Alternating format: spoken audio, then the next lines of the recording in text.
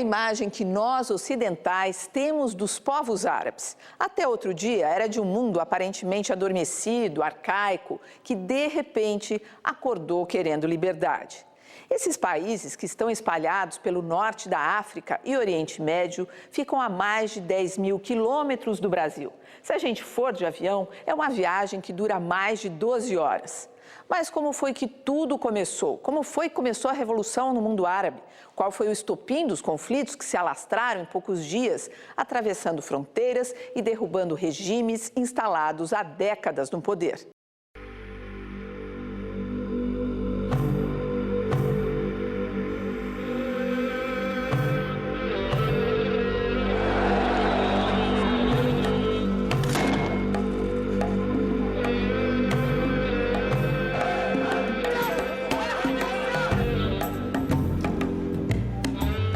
Dele é Mohamed Bouazizi. Desempregado, ele tinha uma banca de frutas e verduras, mas era diariamente achacado pela polícia no interior da Tunísia. Depois de ver seu carrinho confiscado, quando se recusou a pagar mais propinas, entrou em desespero. Mohamed ateou fogo ao próprio corpo no dia 17 de dezembro de 2010. Era uma sexta-feira, dia sagrado para os muçulmanos. Bouazizi foi parar num hospital e morreu 2 semanas depois. Não pôde testemunhar o que parecia quase impossível, um verdadeiro levante no mundo árabe.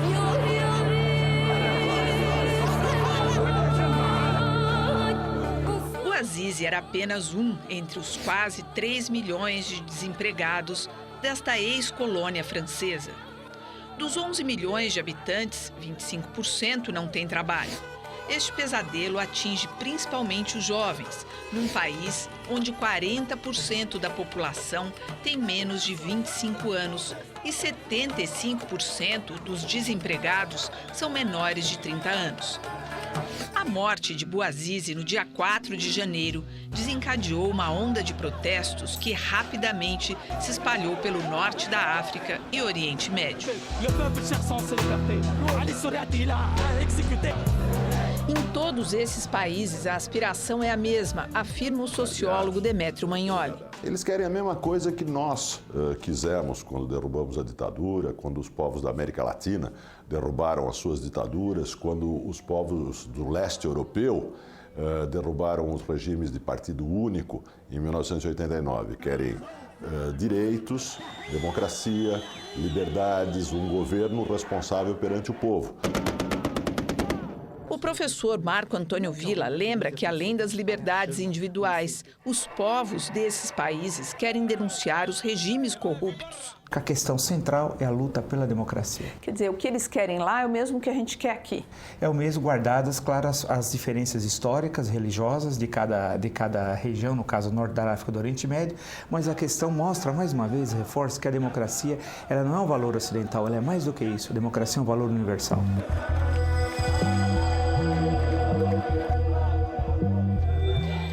3 semanas após o início dos protestos, o ditador Ben Ali, acusado de corrupção e de envolvimento com o tráfico de drogas, renunciou e fugiu para o exterior.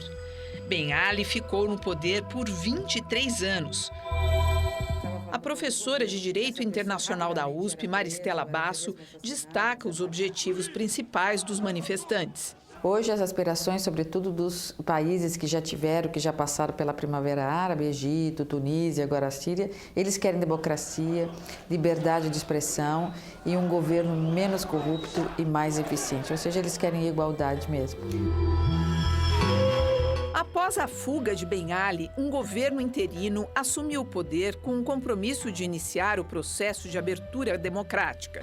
Uma comissão das Nações Unidas apurou que 219 pessoas morreram durante os protestos pela queda da ditadura na Tunísia. Em junho, a Justiça da Tunísia condenou Ben Ali a 35 anos de prisão por responsabilidade na morte dos manifestantes. Um mês depois, ele foi condenado a mais 15 anos por corrupção. Nos 2 casos, Ben Ali foi condenado à revelia, uma vez que permanecia na Arábia Saudita.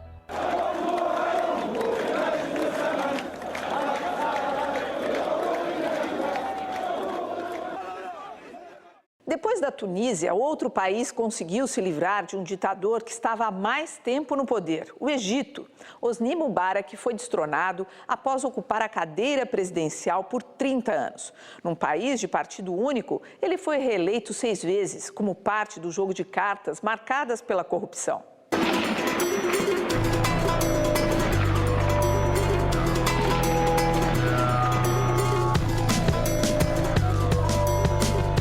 Os protestos no Egito duraram exatos 18 dias. Nesse período, milhares de pessoas, em sua maioria jovens, conectados via internet, desafiaram as forças de segurança do regime e se instalaram na Praça Tahrir, no centro do Cairo. Os choques entre a polícia e os manifestantes levaram à morte de 846 pessoas, de acordo com o levantamento das próprias autoridades egípcias. Mais de 6 mil ficaram feridas. A exemplo de outros povos da região, os egípcios levaram décadas para se levantar contra um regime opressor. Maristela Basso explica por quê. Durante muito tempo eles ficaram subjugados, quer dizer, subjugados com o medo de falar contrário ao que o governo vinha dizendo. E eram governos muito terríveis, quer dizer, com um serviço secreto muito eficiente, e qualquer um que se manifestasse contra ou onde houvesse suspeita de que alguém estava falando contra o governo, essa pessoa rapidamente era presa ou era até mesmo assassinada, desaparecida. Então isso tudo gerou um medo e durante muito tempo eles ficaram sufocados e ficaram guardados, né? Até que sentiram coragem, porque se viram num número expressivo de jovens, um número expressivo de pessoas, a união poderia fazer a força. Demétrio Magnoli chama a atenção para o grau de opressão vivido por esses povos e o peso dos clãs. Demorou para despertar, de fato, o despertar do mundo árabe foi demorado. Em primeiro lugar, pelo peso das ditaduras nas regiões, pelo tipo de controle que essas ditaduras exerciam, muitas vezes um controle militar, muitas vezes um controle clânico sobre os seus países. Clânico, relacionado a clã, ou seja, um grupo dominante.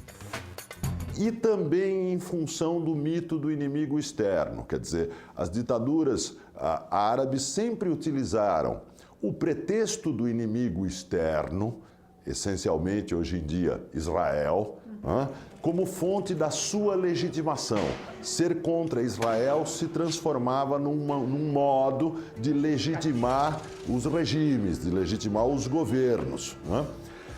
E com isso se conseguiu por muito tempo secar um discurso oposicionista baseado na ideia de direitos e de liberdades. Após inúmeros confrontos entre policiais e civis, o exército pôs os tanques nas ruas do Cairo, na tentativa de forçar a desocupação dos pontos principais da cidade. Mas não funcionou. Soldados e oficiais se recusaram a disparar contra os civis desarmados. Mubarak ainda tentou resistir. Fez promessas de atender às reivindicações populares em troca do prolongamento do seu mandato. Quis manobrar para transferir o poder a um dos seus filhos. Não adiantou. A revolta do povo egípcio era a explosão de um descontentamento acumulado ao longo de décadas. As pessoas estavam cansadas da pobreza, da incapacidade de eleger seus próprios governantes, de testemunhar o enriquecimento ilícito dos integrantes do regime, incluindo Mubarak, seus 2 filhos. Acima de tudo, estavam revoltadas com o desemprego. Com 85 milhões de habitantes, o Egito é o país mais populoso do norte da África e Oriente Médio. Cerca de 30% dos egípcios, ou seja, mais de 20 milhões, não têm trabalho. O analfabetismo chega a 30%. O professor Marco Antônio Villa destaca o momento histórico vivido atualmente pelos povos do norte da África e Oriente Médio. que muitos desses países não faz muito tempo que se formaram como estados, né? Alguns se formaram entre a Primeira e Segunda Guerra Mundial e outros depois da Segunda Guerra Mundial. Então, portanto, é um fenômeno recente, diferente de países que, por exemplo, se formaram no século XIX, tais quais os da América Latina. Então, é um momento histórico que ninguém imaginaria, certamente, e essas são as surpresas e as ironias da história, que um pequeno país como a Tunísia, a partir dali, se deflagrasse um movimento como esse. No dia 11 de fevereiro, Mubarak renunciou e transferiu o poder para uma junta militar que assumiu o compromisso de promover a transição pacífica para a democracia. Depois de se refugiar por 2 meses no balneário de Sharm el-Sheikh, Mubarak foi preso e oficialmente acusado de corrupção. A mulher dele, Simone, também foi detida. A família teve os bens congelados e está sendo investigada por enriquecimento ilícito. O mesmo acontece com vários integrantes do regime deposto. Num desdobramento difícil de ser imaginado, Mubarak foi de Meca a um tribunal do Cairo para responder às acusações de corrupção e de ter ordenado o massacre que levou à morte de mais de 800 manifestantes na Praça Tahrir. Ele e seus 2 filhos se declararam inocentes. Enquanto nesses 2 países, Tunísia e Egito, os ditadores foram varridos rapidamente do poder, em outros, eles resistem à pressão popular. Na Líbia, o levante contra o regime do coronel Muammar Gaddafi se transformou numa guerra civil com o envolvimento dos Estados Unidos, Inglaterra, França, Itália e outros países da Europa.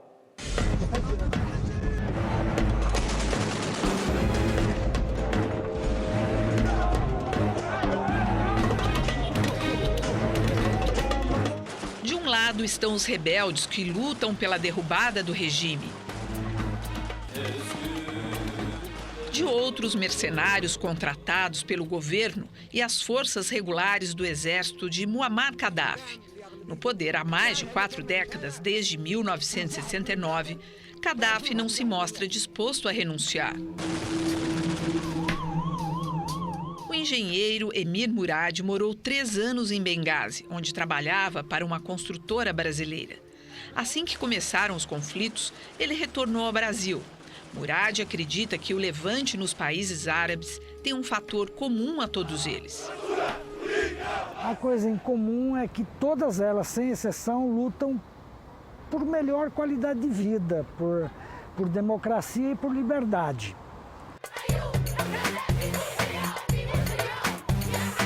A rebelião popular chegou à Líbia no dia 16 de fevereiro. Habituado a controlar o país com mão de ferro, Gaddafi foi pego de surpresa. Em poucos dias, os rebeldes avançaram por centenas de quilômetros na região leste do país. Aos poucos, as principais cidades foram caindo em poder das forças que se levantavam contra o regime. Tobruk, Benghazi, Al-Adjabia, Brega, Misrata e outras no caminho da capital Trípoli. Ao se dar conta do perigo que enfrentava, Gaddafi reagiu. Primeiro, contratou mercenários nos países vizinhos. O próximo passo foi a reorganização das forças terrestres e aéreas, que lançaram uma violenta ofensiva contra os rebeldes. Os adversários do regime foram obrigados a recuar, perdendo inúmeras cidades que já haviam ocupado. Demétrio Magnoli compara a situação da Líbia a outros povos que sofreram com regimes opressores nas últimas décadas. O que há em comum em todos esses países é a existência de governos tirânicos que negam os direitos ao povo. O resto é bastante diferente. É diferente da situação que existia no leste europeu, onde existia uma outra coisa em comum. Todos os países tinham regimes de partido único, controlados pelos partidos comunistas, que eram subordinados a Moscou. Depois de semanas de combates, os rebeldes líbios retornaram a Benghazi, onde mantém seu quartel-general. De lá, conseguiram apoio das potências do mundo ocidental, que são contra Gaddafi e estão representadas pela Organização do Atlântico Norte, OTAN. A OTAN é uma aliança militar dos Estados Unidos com as potências da Europa, criada após a Segunda Guerra para defender o Ocidente diante do poderio da Rússia. Inicialmente, a Aliança Militar dos Países Ocidentais impôs uma zona de exclusão aérea sobre a Líbia, o que impedia os aviões de Gaddafi de levantar voo sob o risco de serem derrubados. As bombas lançadas pelos aviões da Aliança Militar atingiram em várias ocasiões os supostos esconderijos do coronel Gaddafi, que teria sido ferido num desses ataques. Mas depois de desaparecer durante alguns dias, ele surgiu na TV Líbia, cumprimentando seus partidários, para demonstrar que estava bem e que pretende continuar resistindo. A guerra na Líbia já deixou milhares de mortos e feridos e pode levar a uma divisão territorial do país entre o oeste, controlado por Gaddafi, e o leste, em poder dos rebeldes. Independente do desfecho da situação em cada país, a professora Maristela Basso vê o início de um novo tempo no mundo árabe. Uma era na qual se quer justiça, se quer governo menos corrupto, se quer acesso ao emprego, se quer desenvolvimento e, sobretudo, se quer uma chance de liberdade de poder ser aquilo que a pessoa realmente deseja, sobretudo os jovens. Então, o que representam esses movimentos é uma nova era, o fim de uma história que ficou passada, de frustração, uma história de estagnação, onde as mulheres não tinham espaço, os jovens não tinham esperança, para um novo tempo. E esse novo tempo bate à porta do norte da África e do Oriente Médio agora e veio para ficar. Em junho, o Tribunal Penal Internacional, com sede em Haia, acusou Gaddafi de crimes contra a humanidade por causa dos bombardeios contra áreas civis e pediu a prisão do ditador. Mas ele só poderia ser preso se deixasse o território líbio e fosse para algum dos 116 países que reconhecem a legitimidade do tribunal. Por sua vez, as forças que lutam contra Gaddafi sofreram um duro revés. No final de julho, com a morte do comandante dos rebeldes, general Abdel Yunis, o governo líbio negou que tivesse encomendado a morte de Yunis, embora circulassem versões de que havia um prêmio de 2 milhões de euros, cerca de 5 milhões de reais, pela cabeça do militar. A Síria foi um dos últimos países a serem alcançados pela onda de revolta popular que varre o mundo árabe. Um dos regimes mais autoritários da região, o governo sírio reage com violência aos protestos.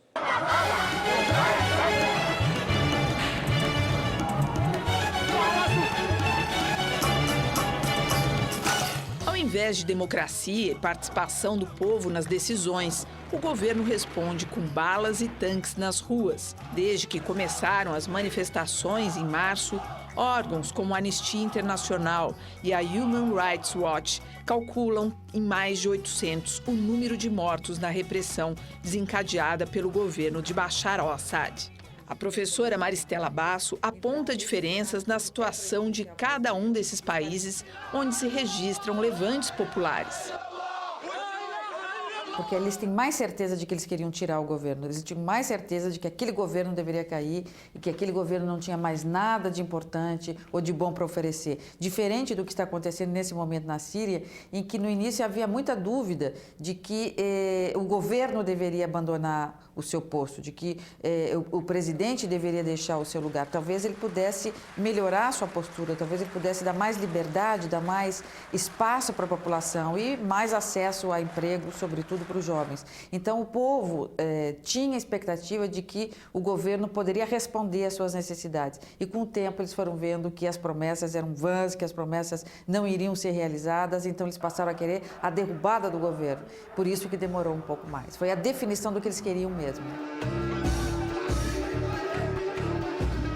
Os primeiros protestos ocorreram na cidade de Deraa e logo se espalharam para Homs, Bânias e, em seguida, a capital Damasco. Na tentativa de justificar a repressão, o governo qualificou as manifestações por democracia como uma insurreição armada, o que supostamente permitiria a mobilização do exército para esmagar os opositores. No poder há 11 anos, Bashar herdou a cadeira presidencial do pai Hafez, que comandou o país com mão de ferro por 3 décadas. Aqui no Brasil, imigrantes sírios sonham com as mudanças em seu país de origem, que levam a uma maior justiça social. Adil Dabul, nascida em Damasco, faz questão de desfazer a imagem de opressão sobre as mulheres no país. Quanto a essa questão de como a mulher árabe é em casa ou como esposa, muitas pessoas se enganam, acham que existe uma opressão, que ela não pode fazer o que ela tem vontade, nem de sair, muitas pessoas acham que é assim, independente do uso ou não do véu. Gostaria de deixar isso bem claro. A exemplo da maioria dos países da região, a Síria nunca conheceu a democracia. Após a independência da França em 1946, o país passou por uma série de golpes de Estado e regimes militares até a ascensão da família Assad, em 63. Um dos maiores inimigos de Israel na região, a Síria é aliada do Hezbollah. O Hezbollah, que significa Partido de Deus, é um grupo radical muçulmano que defende a destruição de Israel.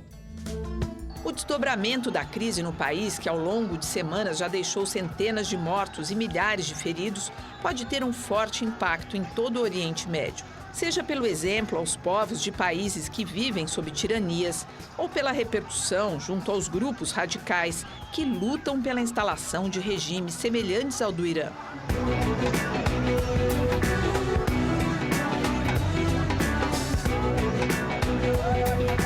Ao longo desse programa, você vai ouvir diversas palavras relacionadas com o mundo islâmico.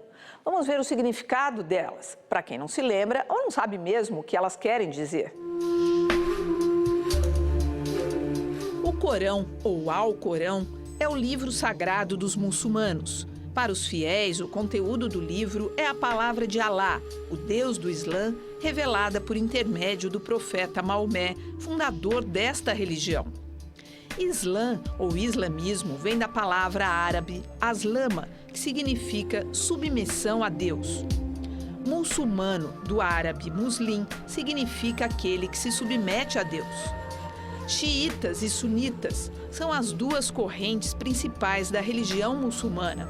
Os dois ramos divergem sobre a forma de seguir os ensinamentos de Maomé. A palavra xiita vem do árabe xiali. Xia significa seguir. Portanto, Xiali é aquele que segue Ali, primo de Maomé e criador desta corrente. Já os sunitas são aqueles que seguem à risca a Sunna, a segunda fonte de ensinamentos do Islã e que reúne exemplos deixados pelo profeta. Ayatollah, principal autoridade religiosa no Islã. A palavra em árabe significa sinais de Deus. Sheikh, sábio de uma comunidade que conhece em profundidade as leis do Islã. A maré de conflitos chegou a países dos quais raramente se ouvia falar antes da explosão de revolta no norte da África e Oriente Médio. Entre eles, o Iêmen e Bahrein, onde a população também foi para as ruas exigir mudanças.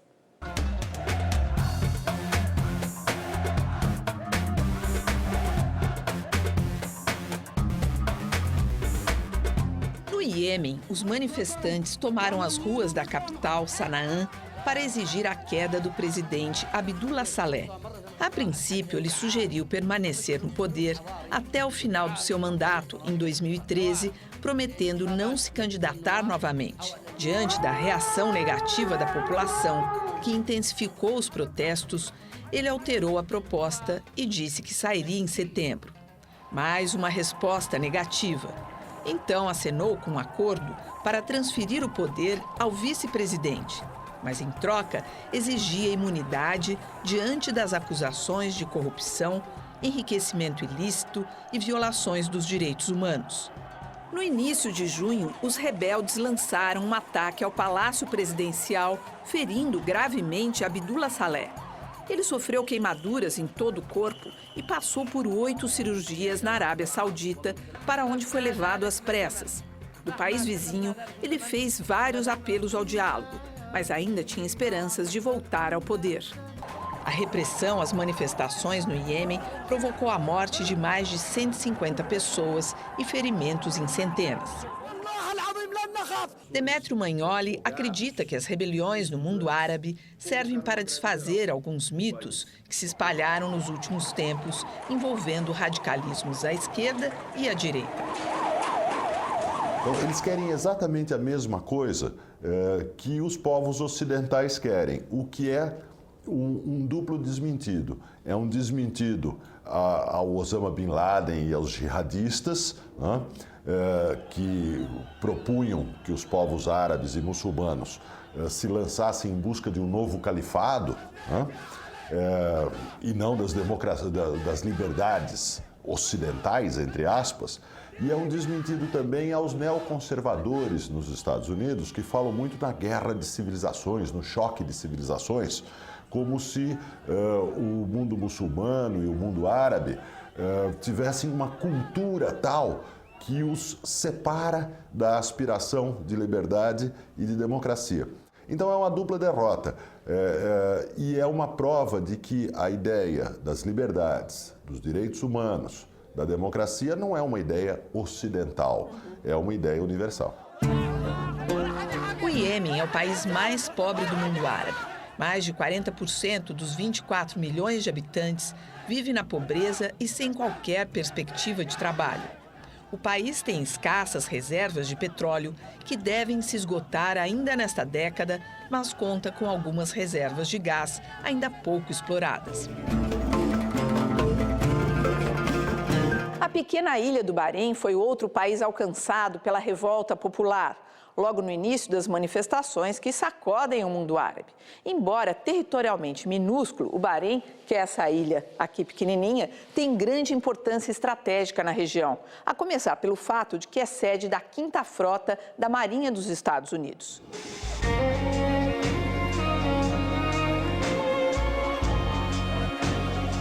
A imagem de estabilidade permanente do Bahrein se rompeu no dia 14 de fevereiro, quando o povo foi para as ruas da capital, Manamá, denunciar a falta de liberdade política e mudanças na economia que levem à geração de empregos. A polícia entrou em ação e pelo menos 30 pessoas morreram. Grupos de defesa dos direitos humanos denunciam que mais de 400 manifestantes foram presos e muito torturados. A repressão desencadeada pelo governo chegou ao extremo de proibir médicos e enfermeiros de tratar pacientes feridos em choques com a polícia. Em todos esses países, a internet tem se revelado um instrumento valioso na mobilização popular, embora exista quem ainda questione o peso das novas tecnologias. Essas revoluções tecnológicas da passagem do século XX para o século XXI. E a importância que elas têm nesse processo agora de desgaste da ditadura. Mesmo que as ditaduras queiram controlar, usam vários meios de tentar controlar, mas não tem jeito. As imagens, o uso do YouTube, eles tentam controlar a repressão às mações de rua, as imagens, mas alguém filma no celular, coloca no YouTube, as redes sociais. Então elas têm um papel fundamental de, tanto quanto possível, romper a censura que essas ditaduras impõem sobre seus povos. Ajudou a tornar mais rápida a mobilização, mas eu acho que foi muito exagerado o papel da internet. Na verdade, se a gente tomar, por exemplo, a Revolução no Egito, o momento-chave foi o momento em que as centrais sindicais e as organizações de advogados e de estudantes convocaram uma greve geral no país. Uma coisa tão antiga quanto uma greve geral. Não é verdade que são revoluções espontâneas, são revoluções provocadas por um descontentamento muito antigo, e esse descontentamento é espontâneo, mas que estão ligadas a organizações da sociedade civil que existem nesses países e que usaram um meio de comunicação mais rápido, né? Como antes se usava o telefone, como antes se usava o correio, né? Para fazer mobilizações. Então eu acho que não se deve exagerar o papel da internet, não são revoluções do Facebook. São revoluções que se baseiam em organizações da sociedade civil que utilizam os meios de comunicação que estão disponíveis. Sem a internet, eles não teriam conseguido levar tanta gente para o mesmo lugar ao mesmo tempo e não teriam conseguido divulgar a necessidade deles lutarem, ou seja, deles se unirem e lutarem contra esses governos corruptos que eles não queriam mais. O Bahrein é uma monarquia comandada pela família Al-Khalifa desde 1783, que se manteve no poder mesmo durante o período em que a ilha se tornou protetorado britânico por mais de 50 anos no século passado. Protetorado, um território posto sob a autoridade de outro país que assume a segurança interna e a política externa. Além de produzir petróleo e gás, o que despertou a atenção das potências ocidentais é que a ilha tem um gigantesco parque de refino de óleo operando até para a Arábia Saudita, o maior exportador mundial. Isso e mais o fato de que sua costa serve de base para a 5ª Frota dos Estados Unidos explica por que o governo norte-americano adotou uma posição diferenciada em relação ao levante popular. A 5ª Frota da Marinha Americana, baseada no Bahrein, tem a missão de vigiar o Golfo Pérsico, o Mediterrâneo e toda a região responsável pelo fornecimento da maior parte do petróleo consumido nos Estados Unidos. Para o governo americano, uma crise mais violenta no país pode ultrapassar as fronteiras e contaminar os vizinhos. Daí o fato de que tanto a Arábia Saudita como os Emirados Unidos terem despachado tropas para ajudar a reprimir os protestos populares na ilha.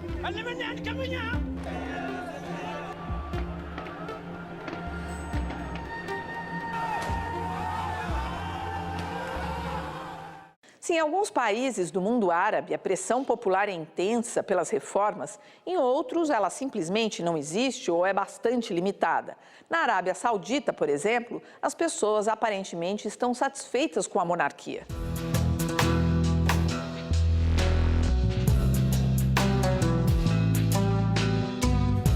O país mais rico do Oriente, dono das maiores reservas de petróleo do mundo, a Arábia Saudita é um fiel aliado dos Estados Unidos na região. Aos 82 anos, o rei Abdullah pertence à família Saud, que detém o poder desde a independência da Inglaterra em 1927 e que já dominava algumas tribos antes mesmo da chegada dos ingleses. Abdullah assumiu o poder em 2005 com a morte do pai, o rei Fahd. O regime ditatorial saudita, que segue os princípios da seita ultraconservadora, o Árabe, uma das divisões entre os muçulmanos sunitas, impõe terríveis restrições à população. Por exemplo, proíbe as mulheres de dirigir automóvel. Uma ativista que tentou protestar contra esta proibição, Manal Sharif, foi presa. Se entre os sauditas o clima é de calmaria, na Jordânia, outra monarquia vizinha, existe alguma inquietação. Mas os manifestantes que foram às ruas e entraram em choque com a polícia, exigindo mudanças, não pedem derrubada do rei Abdullah II. Abdullah II assumiu o poder em 1999, após a morte do pai, o rei Hussein. A Jordânia também é conhecida como a terra da rainha Rania, mulher do rei Abdullah, com quem tem 4 filhos. De família palestina, nascida no Kuwait, ela estudou na Suíça, onde se formou em administração. Além de criar uma fundação dedicada aos serviços de saúde e educação de crianças e mulheres pobres, a rainha mantém um blog onde fala de suas atividades e procura divulgar os valores da cultura árabe. Outra monarquia que vê passar ao largo a Primavera Árabe é o Marrocos. O rei Mohamed VI conta com alguma simpatia popular, graças em grande parte aos enormes subsídios garantidos pelo governo aos produtos alimentícios e alguns bens de consumo. Apesar disso, foram registrados protestos nas ruas. No dia 1º de julho, o governo promoveu um plebiscito sobre mudanças na Constituição, destinadas a reduzir os poderes da monarquia e a reforçar o papel do parlamento e de um primeiro-ministro eleito. A proposta foi aprovada por 98% dos votantes. A princípio, as eleições parlamentares estavam previstas para 2012, mas, diante das pressões da oposição, o rei Mohammed antecipou a votação para outubro. A Argélia foi um dos primeiros países contaminados pela revolta iniciada na Tunísia, mas o governo reagiu rapidamente para conter os protestos, atuando em várias frentes. De um lado, pôs a polícia nas ruas, prendeu os líderes da oposição e reforçou o controle sobre a imprensa escrita, que vive sob um regime de liberdade consentida. O analista de sistema, Hakim Madi, que deixou a Argélia há 6 anos para trabalhar no Brasil, o conflito em seu país se deve a um regime que resiste às mudanças. A gente tem problema com um sistema que não quer sair. Um sistema tipo corrupto, o cara tá lá, não quer sair, não quer deixar outro, né? Abrir espaço para os jovens também. É isso mesmo, mas voltado a isso, na verdade. No poder há 12 anos e reeleito para um terceiro mandato que vai até 2014, o presidente Abdelaziz Bouteflika não parece disposto a deixar o governo. Para Hakim Madi, não há dúvidas sobre as aspirações do povo argelino. Tem muita coisa para se fazer, principalmente democracia e social. Claro, se você melhorar, por exemplo, essa coisa da democracia, o social automaticamente vai melhorar. Né?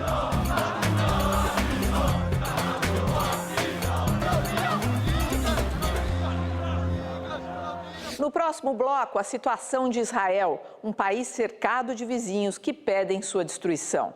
E as guerras do Iraque e Afeganistão e a captura do terrorista Osama Bin Laden, onde menos se esperava.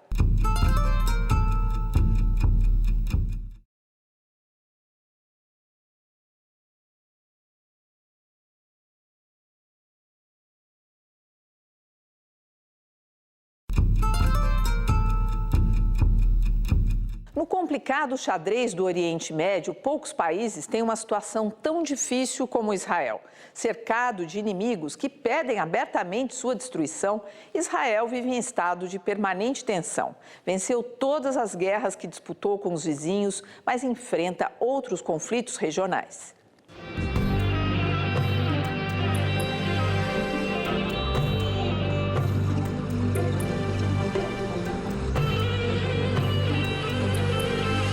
A Primeira Guerra foi pela própria criação do Estado de Israel, em 1948, quando um grupo de países árabes tentou impedir que isso acontecesse. A Segunda foi em 1956, quando tropas egípcias invadiram o território israelense, mas acabaram sendo expulsas. Em 1967, foi travada a Guerra dos 6 Dias, diante de uma grande concentração de forças egípcias na fronteira que pareciam prontas para atacar. Israel se antecipou, lançando uma ofensiva relâmpago. Em menos de uma semana, o exército israelense ocupou o Sinai, a faixa de Gaza, a Cisjordânia, Jerusalém Oriental e as colinas de Golã, que pertencem à Síria, país que apoiava o Egito. Em outubro de 1973, aconteceu a Guerra do Yom Kippur, o feriado judaico do Dia do Perdão. Egito e Síria atacaram de surpresa e, após uma série de derrotas iniciais, as forças israelenses terminaram vitoriosas. Esta guerra levou ao primeiro choque do petróleo. Os preços se multiplicaram por 4, com graves reflexos negativos na economia dos países importadores. Embora o povo israelense seja o único a desfrutar das garantias de um Estado democrático no Oriente Médio, o país é visto como opressor dos palestinos, que exigem a criação de um Estado independente na Cisjordânia. Agora, como é que se explica a existência da única democracia da região, que é de Israel, que se apresenta como um opressor desses povos palestinos. Aí a questão de Israel é muito interessante. É uma eficácia de propaganda muito bem feita durante mais de meio século, desqualificando o Estado de Israel. Quer dizer, a única democracia em que você tem alternância de poder, né? Em que você tem mandatos, amplas liberdades democráticas, inclusive partidos árabes, é atacado violentamente como se fosse uma ditadura. E a Síria, por exemplo, que tem um massacre, um Estado que passa de pai para filho, que massacra cidades, só o pai do atual ditador, o Hafez Assad, só numa cidade ele matou 30 mil pessoas, né? Então, e esse era considerado, na época da Guerra Fria, o bom. Porque a Guerra Fria dividiu o mundo entre os aliados dos Estados Unidos eram sempre maus, os aliados da União Soviética eram sempre bons, né? Então, Egito, ditadura, na época com o Anwar el-Sadat ou antes com o Gamal Abdel Nasser. A Síria, ditadura. Os países da Norte da África, todos eram ditaduras e eram consideradas ditaduras benéficas. Por quê? Porque se opunham, supostamente se opunham aos Estados Unidos.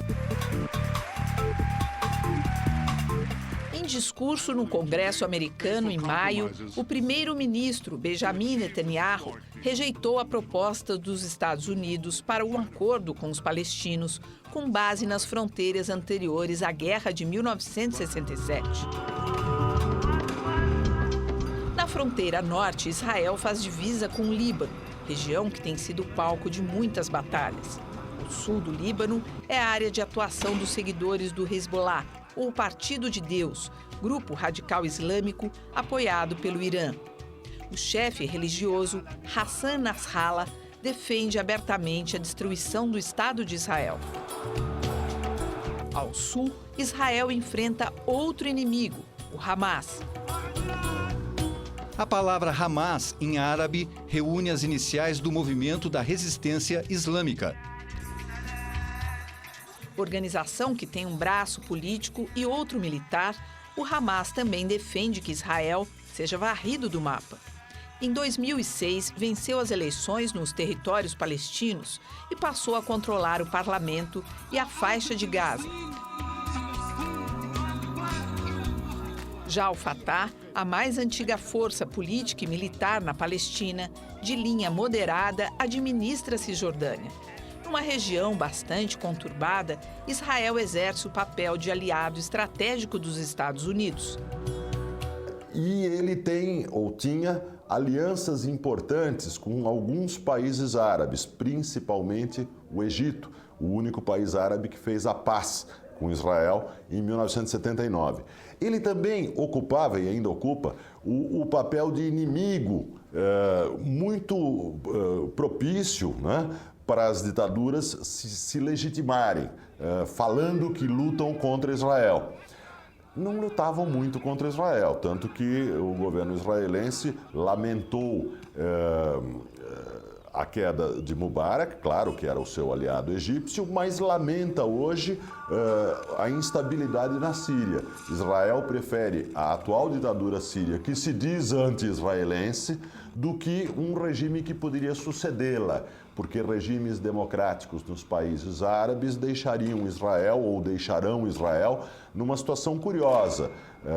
Israel deixará de ser a única democracia da região e será um país que ocupa territórios árabes. Demétrio Magnoli não é otimista no que se refere à criação de um Estado palestino. O atual governo israelense diz que é impossível negociar com o governo palestino. O argumento atual é que desse governo participa o Hamas e o Hamas se recusa a aceitar a existência de Israel. Quando, na verdade, o Hamas até poderia aceitar a existência de Israel com fronteiras definidas e com um Estado palestino existente.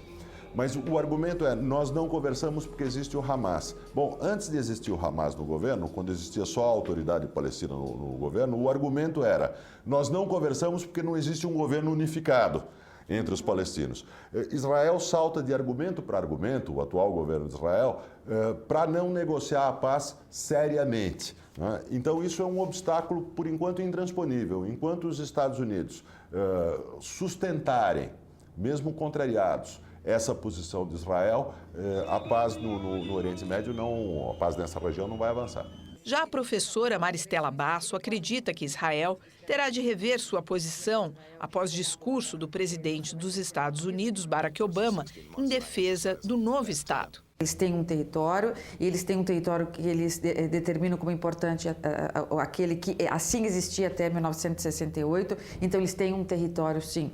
Então isso significa que a ONU terá que reconhecê-los como um Estado independente, ainda que outros países não o façam. Mas eles, sendo reconhecidos como um Estado independente perante a ONU, poderão agora com mais força se posicionar perante Israel e até mesmo levar suas controvérsias à Corte Internacional de Justiça da ONU, ao Conselho de Segurança, pedindo resoluções.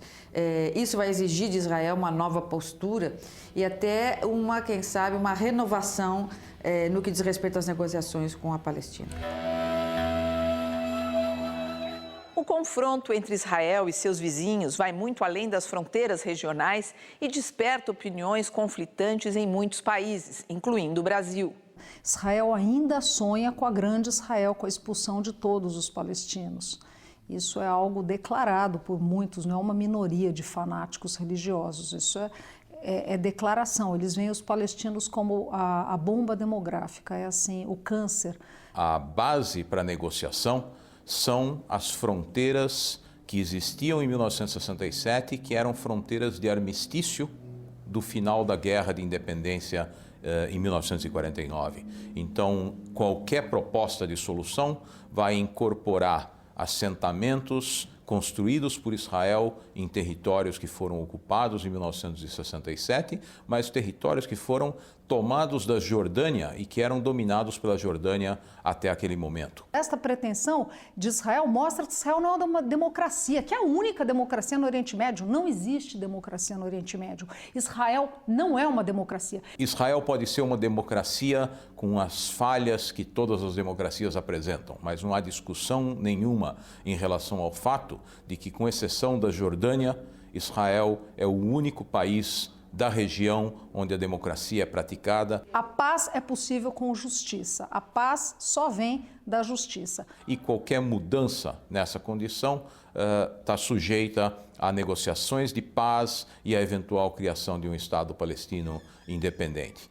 Igualdade, nós vamos ter igualdade, fraternidade, liberdade, isso vira paz. Diferente vira opressão. Todos esses países sobre os quais estamos falando já fizeram parte do antigo Império Otomano, que se estendia pelo norte da África, Oriente Médio, parte da Europa e Ásia. São nações jovens, formadas após a desintegração daquele império no começo do século passado.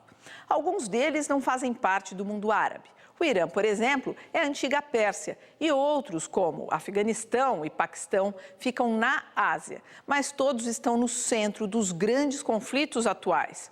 O Irã passou por uma monarquia a partir da primeira metade do século XX e caiu sob o domínio dos ayatolás, os chefes religiosos que impõem um regime quase medieval.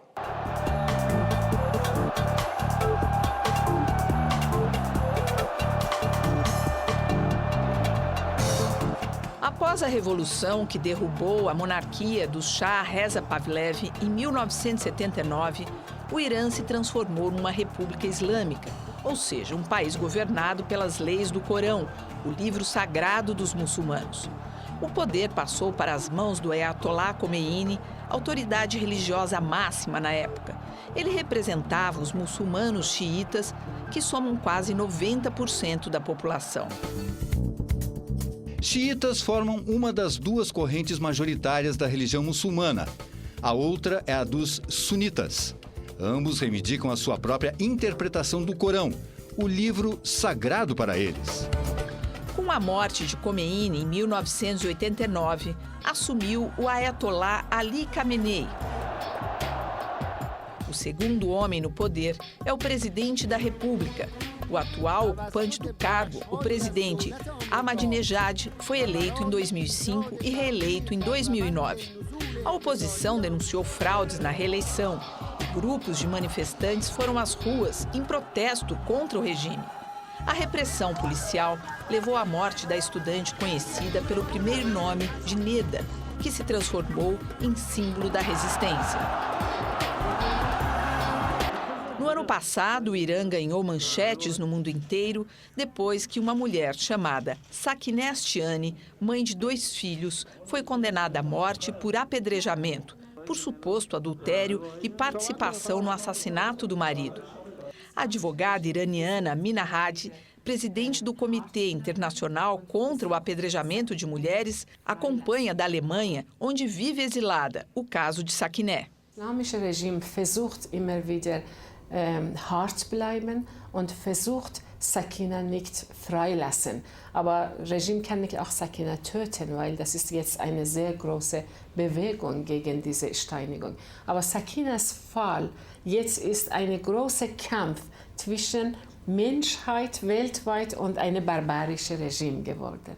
Mina Hadi vê com otimismo os relevantes no mundo árabe. Eine große Sympathie für Menschen, die dort leben und kämpfen für Freiheit. O Irã não apenas defende a destruição de Israel, como o presidente Ahmadinejad chegou a afirmar que o Holocausto, a morte de 6 milhões de judeus pelos nazistas na Segunda Guerra, não existiu. But the government is very brutal, so it will make it very difficult for it to change. But change will come. Quem diz isso é o jornalista e cineasta iraniano Maziar Bahari, que esteve recentemente em São Paulo. Bahari, que foi preso e torturado no Irã e hoje vive no exílio, acredita que as rebeliões no mundo árabe, em algum momento, vão chegar ao Irã. It will arrive in Iran, maybe not next month, maybe not this year or 2 years or 10 years. When you think about Soviet Union, it took 70 years for Soviet Union to collapse. The Iranian government is only 30 years old. So economically, they're not doing well. The inflation rate, unemployment rate, social problems. And also, people of Iran, they want to have democracy. They want to speak out. Após os atentados de 11 de setembro de 2011, o governo do então presidente George W. Bush decidiu que era preciso punir os responsáveis. Bush ordenou uma caçada internacional a Osama Bin Laden, líder do grupo terrorista Al-Qaeda, responsável pelos ataques. O primeiro país a entrar na mira dos Estados Unidos foi o Afeganistão.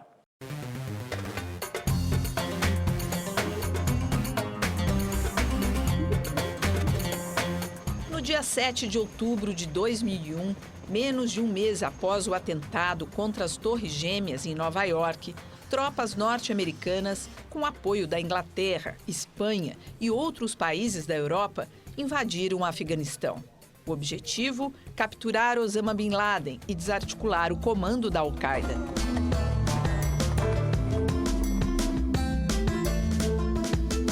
De quebra, derrubar o regime que estava no poder naquele momento no Afeganistão, comandado pelo Talibã, milícia radical muçulmana que dava apoio a Bin Laden. Os Estados Unidos perderam cerca de 2.000 soldados neste conflito, enquanto as baixas entre os afegãos passam de 20.000. O custo financeiro beira 400 bilhões de dólares. E mais, Osama Bin Laden não foi capturado no Afeganistão, como previa o governo americano, ao iniciar a invasão.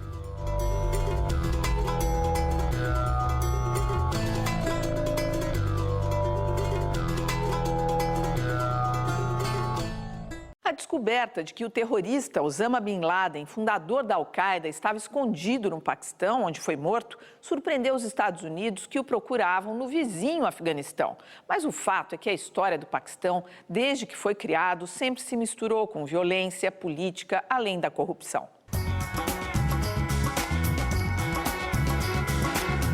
Domingo, 1º de maio, quando 4 helicópteros dos Estados Unidos invadiram o espaço aéreo do Paquistão e chegaram à pequena cidade de Abbottabad, onde Osama Bin Laden estava escondido.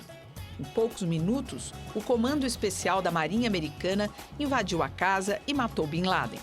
Também feriu outros ocupantes da residência e se retirou, levando o corpo do terrorista jogado ao mar horas depois.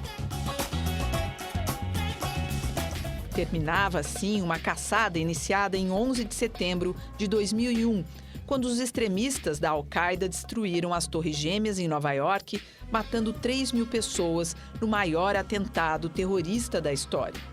Criado em 1947, quando se separou da Índia e conquistou a independência da Grã-Bretanha, o Paquistão tem uma longa história de violência política e corrupção.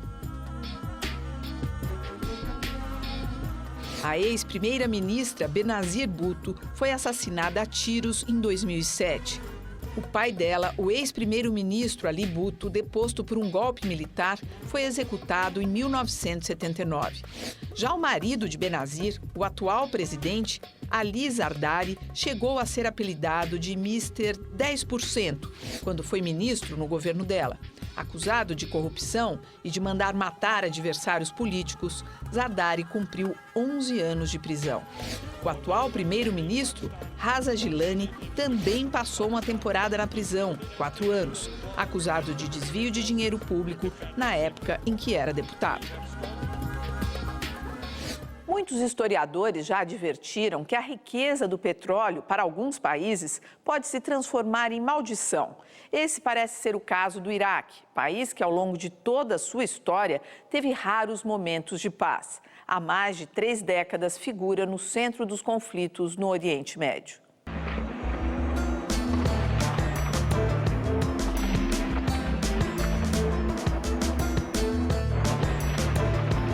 Após a independência da Inglaterra, em 1932, o Iraque sempre foi governado por regimes autoritários. Em 1979, Saddam Hussein chegou ao poder que ocupou por mais de 2 décadas. Em 1980, Saddam iniciou a guerra contra o Irã, de olho nas reservas do petróleo e gás do vizinho. O conflito durou quase 10 anos e deixou centenas de milhares de mortos. Não satisfeito, invadiu o Kuwait em 1990, iniciando a chamada Guerra do Golfo. Estados Unidos e Inglaterra saíram em defesa do Kuwait, impondo uma séria derrota ao Iraque. Em 2003, os Estados Unidos invadiram o Iraque sob a alegação de que Saddam estava produzindo armas de destruição em massa, suspeita nunca confirmada.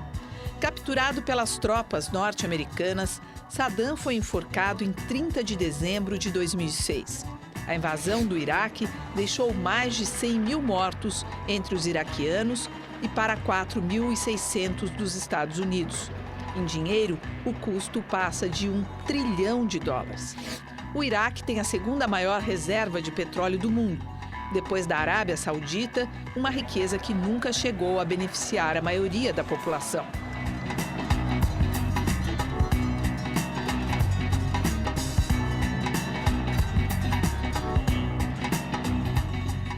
Em instantes, mais opiniões de pessoas que acompanham à distância a luta dos povos árabes por democracia e liberdade. A revolução no mundo árabe provoca uma onda de refugiados que se espalha pela Europa Ocidental.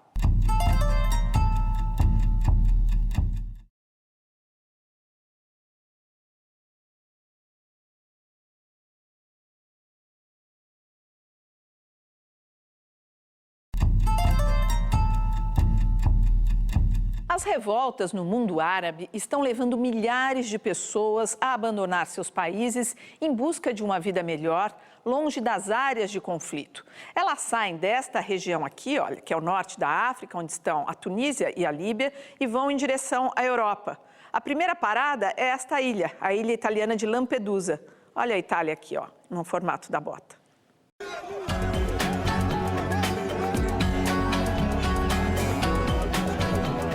A maioria dos refugiados parte da Tunísia. A travessia até Lampedusa, em pequenas embarcações superlotadas, é bastante perigosa.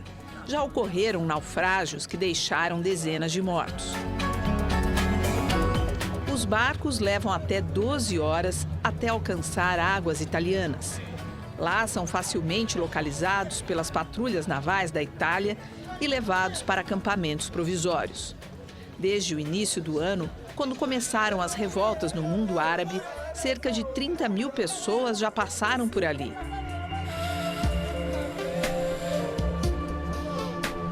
Muitos conseguem escapar das patrulhas e seguem direto para o continente.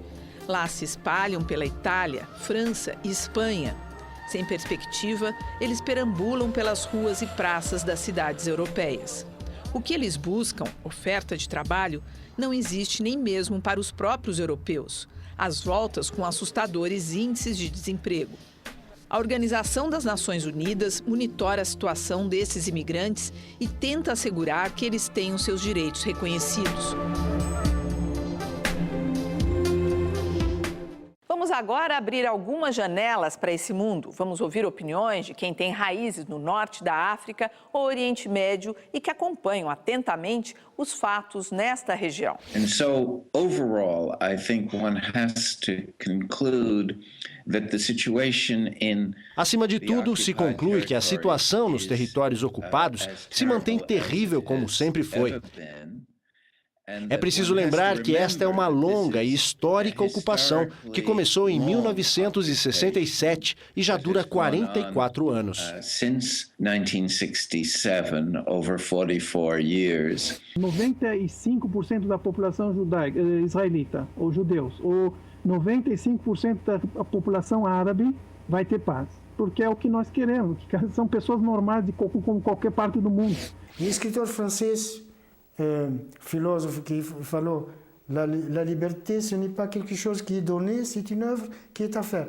A liberdade não é uma coisa dada, é uma obra a ser feita. In some countries, e em alguns países esperam que as novas gerações assumam o poder.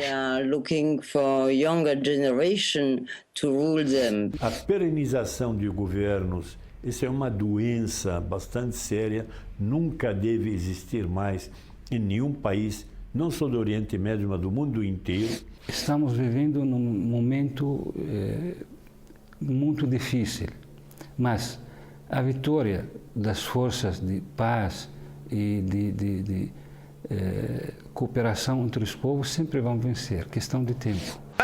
Sou otimista porque sou palestina e o território palestino está no meio do mundo árabe. Felizmente, as mudanças que ocorreram nesta região também devem levar a paz aos palestinos.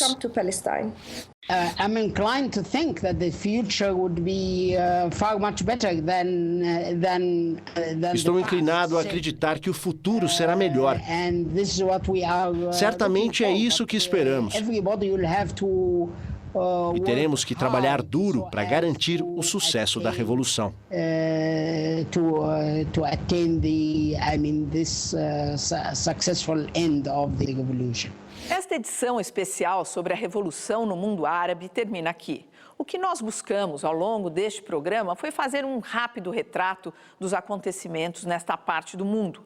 São fatos que hoje estão nas páginas dos jornais e revistas, no rádio, na televisão, na internet e que em breve estarão nos livros de história. Uma boa noite a todos e até a próxima.